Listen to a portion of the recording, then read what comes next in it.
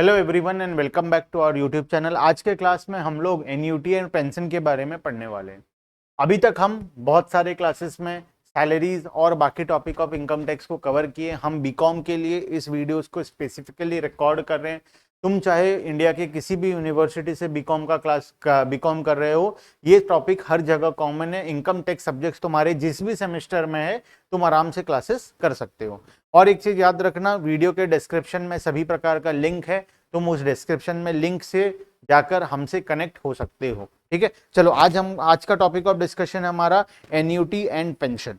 सबसे पहले एन्युटी को पढ़ेंगे, उसके बाद हम लोग पेंशन के बारे में पढ़ेंगे। एन्युटी क्या होता है? एन्युटी का मतलब होता है अगर हम किसी एम्प्लॉय या एम्प्लॉयर से एक रेगुलर पेमेंट रिसीव कर रहे हैं, या हम किसी पास्ट एम्प्लॉयर से एक रेगुलर और फिक्स पेमेंट को रिसीव कर रहे हैं, तो उसको हम लोग क्या बोलते हैं? एन्युटी। एन्युटी का मतलब एक पर्टिकुलर इंटरवल में एक फिक्स पेमेंट करते रहना, उसको हम एन्युटी बोलते हैं। ठीक है, तो इन as per definition annuity is treated as salary. हम उसे सैलरी की तरह ट्रीट करते हैं। Annuity is a sum payable in respect of particular year. It is a yearly grant. If a person invests some money entitling him to series of equal amounts annual sum, such annual sums are annuity in the hands of the investor. ठीक है, अब कब taxable होगा? मतलब annuity ये कि एक fix interval में तुम्हें कुछ पैसा मिल रहा है, हर साल, हर महीने, हर 15 दिन के बाद, हर 2 साल में, हर 3 साल में। अगर इस प्रकार का एक रेगुलर इंटरवल में तुम्हें पैसा मिल रहा है तो उसे हम लोग क्या बोलते हैं? एन्युटी बोलते हैं। अब ये एन्युटी कब टैक्सेबल होगा, कब नहीं होगा? अगर हमें प्रेजेंट एम्प्लॉयर से मिल रहा है तो टैक्स एज सैलरी होगा। It does not matter whether it is paid in percent of contractual obligation और वॉलेंट्री। वो जानबूझकर हमें पे कर रहा है, ऐसे ही पे कर रहा है, या उसका ऑब्लिगेशन है पे करने का। वो अगर पे कर रहा है मतलब वो हमारे हाथ में क्या होगा? टैक्सेबल होगा। अगर एक पास्ट एम्प्लॉयर हमें पे कर रहा है, पहले मैं जहां काम करता था वो मुझे अगर एन्युटी दे रहा है, तो उस केस में ये टैक्सेबल होगा। और कैसे टैक्सेबल होगा? Profit in leave of salary के नाम से टैक्सेबल होगा। मतलब हेड सैलरी के अंदर ही जाएगा। सैलरी जिस प्रेजेंट एम्प्लॉयर का सैलरी, उसके नीचे में आएगा पास्ट एम्प्लॉयर से जो एन्युटी मिल रहा है, उसको हम लोग लिख देंगे और टोटल अमाउंट को टैक्स लगा देंगे। Annuity received from person other than employer. अगर एम्प्लॉयर को छोड़कर किसी और आदमी से एन्युटी मिल रहा है तो उस केस में वो एन्युटी कहां पर टैक्सेबल होगा? इनकम फ्रॉम अदर सोर्सेस में टैक्सेबल होगा। सर, ये इनकम फ्रॉम अदर सोर्सेस क्या होता है? देखो, हम लोग स्टार्टिंग में बात किए थे 5 हेड ऑफ इनकम होता है। क्या क्या? सैलरीज, हाउस प्रॉपर्टी, सैलरी पहला, हाउस प्रॉपर्टी दूसरा, profit and gains from business and profession तीसरा, कैपिटल गेन्स चौथा, और अदर सोर्सेस पांचवा। तो अगर हमें किसी और इंसान से मिल रहा है तो ये 5th head income from other sources में जाकर टैक्सेबल होगा। ठीक है, हाँ सर समझ में आ गया। सर, एन्युटी का मतलब अगर कोई भी पैसा मिल रहा है तो वो टैक्सेबल होगा। अगर वो हमें पास्ट एम्प्लॉयर से मिल रहा है तो वो profit in leave of salary में होगा। अगर वो हमें प्रेजेंट एम्प्लॉयर से मिल रहा है तो वो सैलरी की तरह टैक्सेबल होगा। अगर सर लेकिन वो किसी और इंसान से मिल रहा है, लेकिन वो हमारा पास्ट एम्प्लॉयर भी नहीं था, वो हमारा प्रेजेंट एम्प्लॉयर भी नहीं है, तो उस केस में वो हमारा इनकम फ्रॉम अदर सोर्सेस में टैक्सेबल होगा। बात समझ में आया? हाँ सर, हाँ अब मजा आ गया सर। एक बार में 1 मिनट में हमारा पूरा का पूरा कॉन्सेप्ट कवर हो गया। चलिए next, pension. Pension pension pension, no tension pension. Pension को मैं बोलता हूं no tension. No tension but pension, या only pension. No tension only pension. इसका मतलब sir, no tension only pension का मतलब, नो टेंशन ओनली पेंशन का मतलब है कि पेंशन का मतलब क्या होता है? पेंशन वो इंसान को मिलता है जो रिटायरमेंट ले चुका है। अब रिटायरमेंट ले लिया मतलब टेंशन तो खत्म।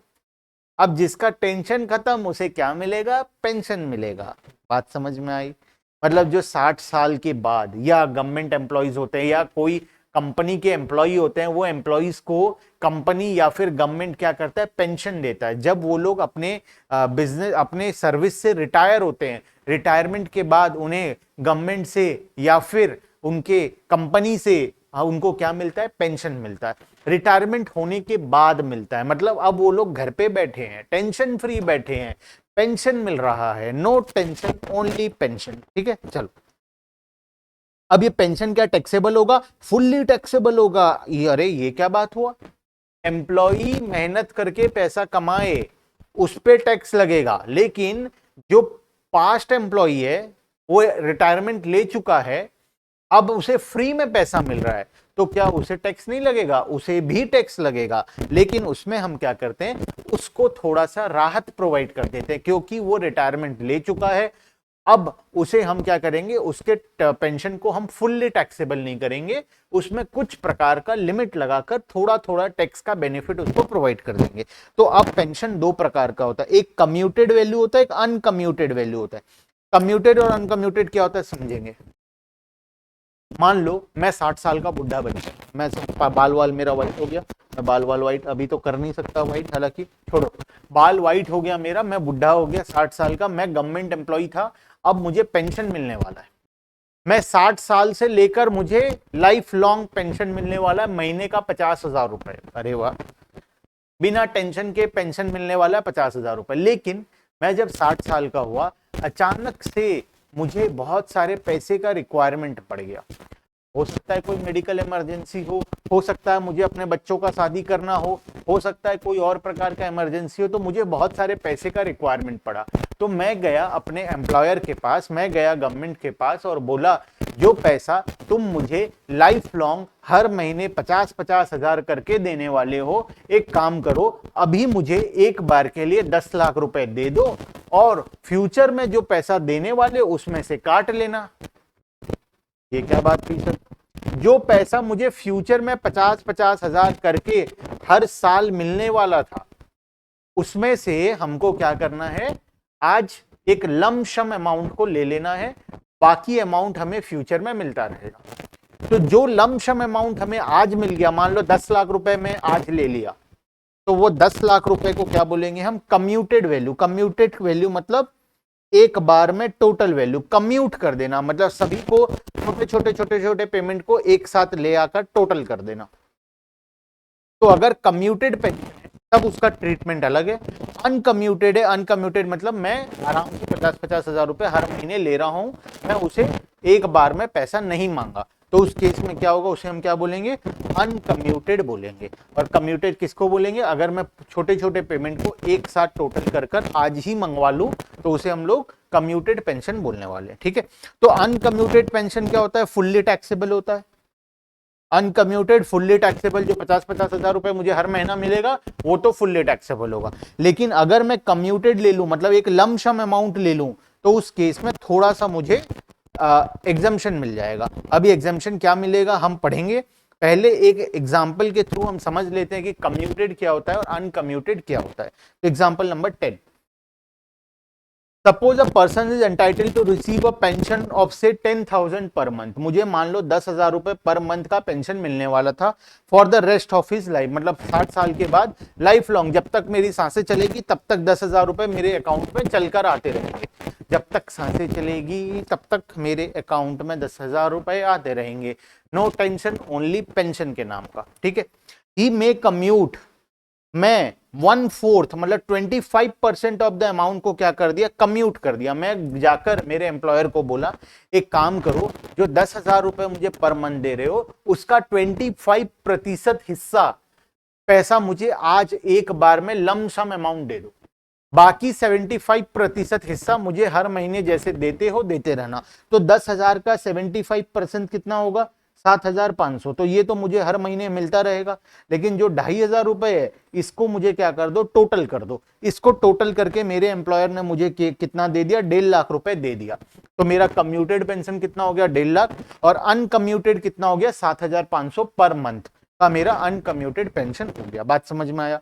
10,000 में से मैं 2 हिस्सा करवा लिया, जाकर एम्प्लॉयर को बोला जो 2,500 का हिस्सा है, जो 25% हिस्सा है, वो हिस्सा मेरे लाइफ लॉन्ग का पेमेंट को टोटल कर दो। उसका एक फॉर्मूला होता है, कैसे करते हैं वो हमारे सिलेबस में नहीं है, तुमको क्वेश्चन में दिया जाएगा कि वो टोटल हिस्सा कितना हुआ। तो 2,500 को मेरे लाइफ लॉन्ग को टोटल करके उसने मुझे 1.5 लाख रुपए आज ही दे दिया, और 7,500 रुपए पर मंथ मुझे लाइफ टाइम अब देता रहेगा। बात समझ में आई बात? हाँ सर हाँ। अगर कम्यूटेड वैल्यू है तो उसमें क्या क्या मिलेगा, अगर अनकम्यूटेड है तो ये 7,500 तो फुल्ली टैक्सेबल होगा, फुल्ली टैक्सेबल। लेकिन ये जो 2,500 के बदले में हमें 1.5 लाख रुपए मिला है, लम सम 1.5 लाख मिला है, अब इसका क्या करेंगे? इसका हम लोग एक फॉर्मूला लगाएंगे। क्या फॉर्मूला लगाएंगे? देखो, if the employee is received of gratuity also और नॉट रिसीव ग्रेचुटी, अगर उस एम्प्लॉय को ग्रेचुटी भी मिल रहा है। सर ये ग्रेचुटी क्या होता है? ये ग्रेचुटी हमारा नेक्स्ट टॉपिक ऑफ डिस्कशन है, ये रहा देखो, जो कि हम अगले वीडियो में पढ़ने वाले। तो अभी के लिए मान के चलो, ग्रेचुटी भी एक पेंशन टाइप का चीज होता है जो कि हमें मिलता है एम्प्लॉयर से। ठीक है सर, ये एम्प्लॉय लोग का बहुत मजा है, ये लोग को बहुत प्रकार का पैसा मिलता है। ऐसा नहीं है बच्चों, एम्प्लॉय उतने डेडिकेशन से काम भी करता है, किसी और के बिजनेस के लिए वो अपना जी जान लगा देता है, लाइफ लॉन्ग उसी के बिजनेस के बारे में जो सुबह से रात काम करता है वो उसी के बिजनेस को ग्रो करने के लिए करता है, तो उसको डिजर्व करता है, उसे पैसा मिलना भी चाहिए। ठीक है, देखो gratuity, if the employee is in receipt of gratuity also, तो उस केस में अगर ग्रेचुटी मिल रहा है तब 1/3 of the 1/3 into commuted pension receive divided by commutation percentage into 100। Sir ये क्या बात हुआ? इसके पहले वाले एग्जाम्पल में अगर 1/3 इंटू कम्यूटेड वैल्यू कितना मिला था 1,50,000 डिवाइडेड बाय वो अपना कितना प्रतिशत हिस्सा को कम्यूट करवाया था, 25% को याद करो, 10,000 का 25%, 2,500 को कम्यूट करवाया था, तो 25% इंटू 100%। तो ये आ गया फॉर्मूला। ठीक है, अगर कब ये कब लगेगा? जब उसे ग्रेचुटी मिल रहा है, और जब उसे ग्रेचुटी नहीं मिल रहा है, if it does not receive gratuity, तब फॉर्मूला तो सेम है, खाली 1/3 की जगह क्या हो जाएगा? 1/2 हो जाएगा। सर हम इतने सारे चीज याद कैसे रहेंगे? अरे नालायक को अपने आप याद हो जाएगा, तुम क्लासेस करते तो जाओ, देखो कैसे याद होता है। तो 1/3 अगर ग्रेचुटी मिल रहा है तो, 1/2 अगर ग्रेचुटी नहीं मिल रहा है तो। ठीक है, अब कुछ छोटे छोटे पॉइंट्स है और पढ़ लेते हैं। अगर एम्प्लॉय ऑफ सेंट्रल गवर्नमेंट है, सेंट्रल गवर्नमेंट का एम्प्लॉय सर्वोपरि होता है, तो उसको हम क्या करेंगे? एग्जेम्पशन प्रोवाइड कर देंगे। सेंट्रल गवर्नमेंट का एम्प्लॉय है, लोकल अथॉरिटी है, स्टैट्यूटरी कॉर्पोरेशन है, मेंबर ऑफ सिविल सर्विस है, डिफेंस सर्विसेज है, तो वो लोगों का एनी कम्यूटेशन पेंशन वो क्या होगा? फुल्ली एग्जेम्प्ट होगा, उनसे कोई टैक्स नहीं मांग सकता, उनको उनका जो पेंशन होगा वो फुल्ली एग्जेम्प्ट होगा।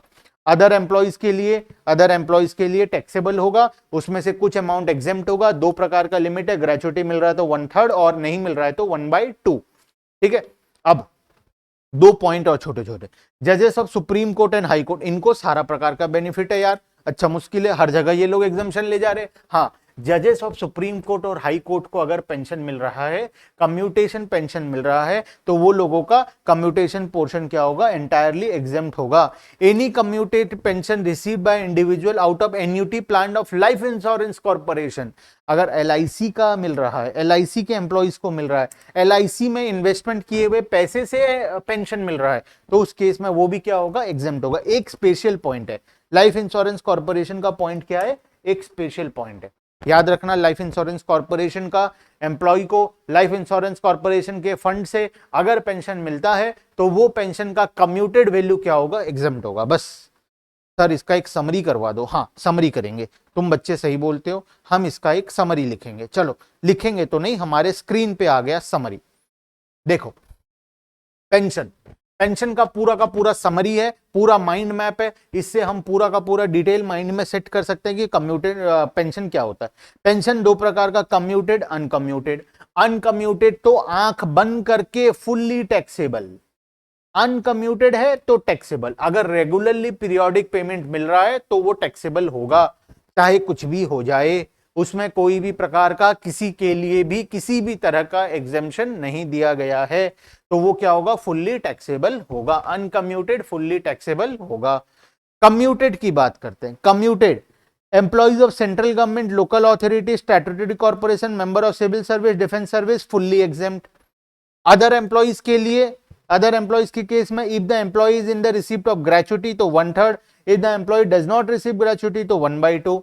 सर इसमें LIC वाला पॉइंट कहां गया? LIC का पॉइंट यहां पर ऐड कर लो, LIC लिख लो, बस इतना कर लो, यहां पर LIC लिख लो, तुम्हारा काम हो जाएगा।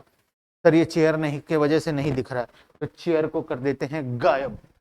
ये LIC के वजह से हम यहां पर क्या लिख देंगे? LIC लिख देंगे, तो हमारा काम हो जाएगा।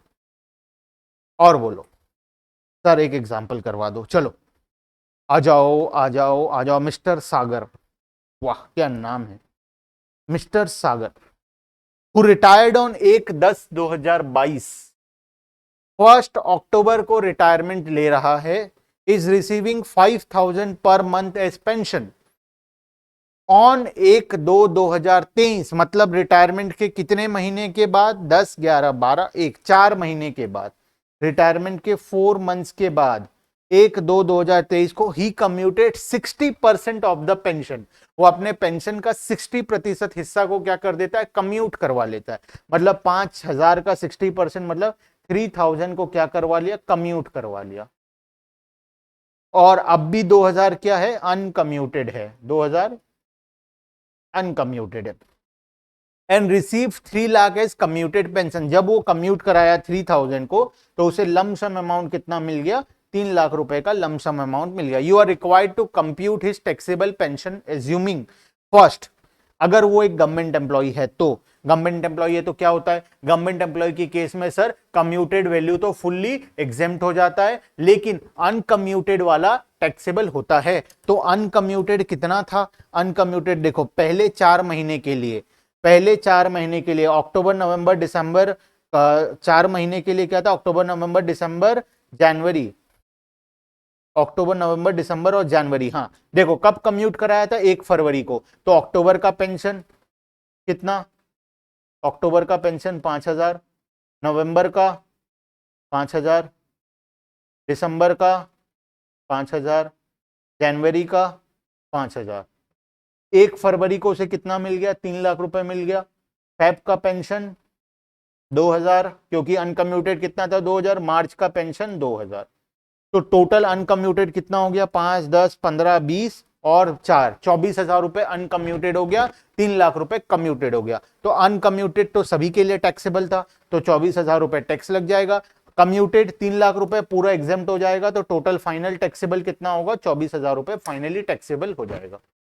ठीक है, second case, if he is a private sector employee and receive gratuity, अगर उसे ग्रेचुटी भी मिल रहा है 5 लाख रुपए का और वो एक प्राइवेट सेक्टर का एम्प्लॉय, प्राइवेट सेक्टर के एम्प्लॉय के लिए क्या होता था सर, प्राइवेट सेक्टर के एम्प्लॉय के लिए अनकम्यूटेड वैल्यू तो फुल्ली टैक्सेबल ही होता था, लेकिन कम्यूटेड वैल्यू में अगर उसे ग्रेचुटी मिल रहा है तो 1/3 वाला रूल एप्लीकेबल हो जाता था। तो चलो वही कर लेते हैं। सबसे पहला अनकम्यूटेड पेंशन कितना था, 24,000 था, वो तो फुल्ली टैक्सेबल होगा ही होगा। अनकम्यूटेड में भगवान की दया से किसी के बारे में नहीं सोचना है, उसको डायरेक्टली फुल्ली टैक्सेबल कर देना है। कम्यूटेड वैल्यू के केस में क्या होगा, कम्यूटेड वैल्यू के केस में 3 लाख रुपए में से कुछ एग्जेम्पशन मिलेगा। कौन सा रूल एप्लीकेबल होगा, अगर ग्रेचुटी मिल रहा है तो 1/3 वाला रूल, तो 1/3 का रूल एप्लीकेबल हो गया। 1/3 इंटू लमसम कितना मिला, 3 लाख रुपए मिला, वो अपने कितने प्रतिशत हिस्से को कम्यूट करवाया था, 60% को, तो 60% इंटू 100%, तो अमाउंट कितना आ गया, 1,66,667 रुपीज एग्जेम्पशन मिल जाएगा। बैलेंस पैसा टैक्सेबल हो जाएगा, तो 3 लाख माइनस इतना, तो 1,33,333 रुपीज टैक्सेबल हो जाएगा। तो टोटल टैक्सेबल कितना, 24,000 प्लस इतना, मतलब 1,57,333 रुपीज टैक्सेबल हो जाएगा। ठीक है, हाँ सर समझ में आ गया। Third point, if he is a private sector employee and did not receive gratuity, private employee है तो क्या होता है सर, प्राइवेट एम्प्लॉय के केस में कम्यूटेड वैल्यू तो टैक्सेबल होता है, लेकिन कम्यूटेड वैल्यू में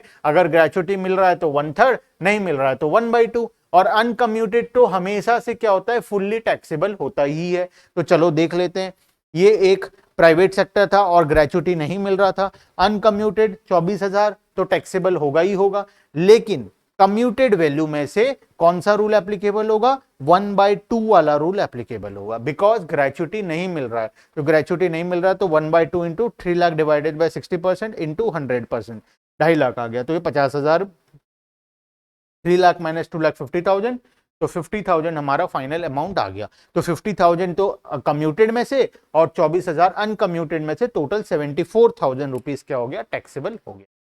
बात समझ में आया तो बोलो हाँ, बोलो जय जय जय जय जय जय। चलो ठीक, फालतू की बातें छोड़ते हैं, हम क्या करते हैं, हम अब नेक्स्ट क्लास के अंदर ग्रेचुटी, मतलब हमारा थर्ड इंपॉर्टेंट टॉपिक ग्रेचुटी के बारे में डिस्कस करेंगे। आज के क्लास में हम 2 इंपॉर्टेंट टॉपिक के बारे में डिस्कस किए, एक था पेंशन और दूसरा था एन्युटी। एक पेंशन, दूसरा एन्यूटी। ठीक है, नेक्स्ट क्लास में हम लोग ग्रेचुटी के बारे में डिस्कशन करने वाले हैं। ठीक है, तो चैनल को सब्सक्राइब कर देना अगर सब्सक्राइब नहीं किए हो तो, और लिंक है डिस्क्रिप्शन बॉक्स में टेलीग्राम ग्रुप का, वहां जाकर टेलीग्राम ग्रुप को ज्वाइन कर लो, वहां पर तुम्हें सारा अपडेट हमेशा मिलता रहेगा। ठीक है, आज के लिए इतना ही, बाकी का डिस्कशन नेक्स्ट क्लास में। Bye bye and thank you.